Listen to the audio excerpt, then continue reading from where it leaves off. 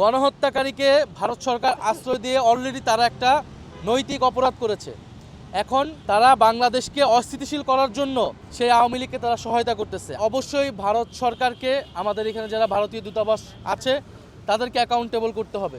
সরকারের পক্ষ থেকে তাদেরকে ডেকে বলতে হবে যে সেখানে একজন মৃত্যুদণ্ডপ্রাপ্ত গণহত্যাকারীকে ভারত সরকার আশ্রয় দিয়ে অলরেডি তারা একটা নৈতিক অপরাধ করেছে। এখন তারা বাংলাদেশকে অস্থিতিশীল করার জন্য সেই আওয়ামী লীগকে তারা সহায়তা করতেছে। আমরা দেখেছি 5ই আগস্টের আগে ভারত আওয়ামী লীগকে প্রত্যক্ষ পরোক্ষভাবে সহায়তা করেছে, অবৈধভাবে ক্ষমতায় টিকে থাকতে সহযোগিতা করেছে, বাংলাদেশের রাজনীতিতে সবসময় হস্তক্ষেপ করেছে। ভারত সরকারকে আমরা বলেছি যে বাংলাদেশের সাথে সম্পর্ক রাখতে হলে এই ধরনের হস্তক্ষেপ বন্ধ করতে হবে, কিন্তু আমরা দেখে যাচ্ছি এখনও ভারত সেই হস্তক্ষেপ চালিয়ে যাচ্ছে। ফলে ভারতের প্রতিও এবং এখানে যারা দূতাবাস রয়েছে তাদেরকে সরকার কঠোরভাবে বলতে হবে এবং রাজনৈতিক দল হিসেবে আমরা আমাদের জায়গা থেকে অবস্থান অবশ্যই জানাবো।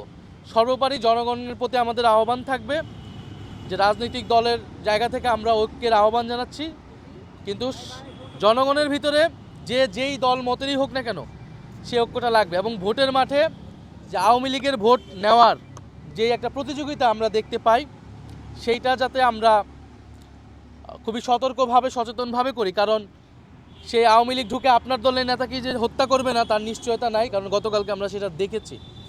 এবং ফলে এই জায়গা থেকে যাতে আমরা দায়িত্বশীল হই এবং গণ অভ্যুত্থান এবং বাংলাদেশ প্রশ্নে আমরা যাতে সে ঐক্যটা বজায় রাখি।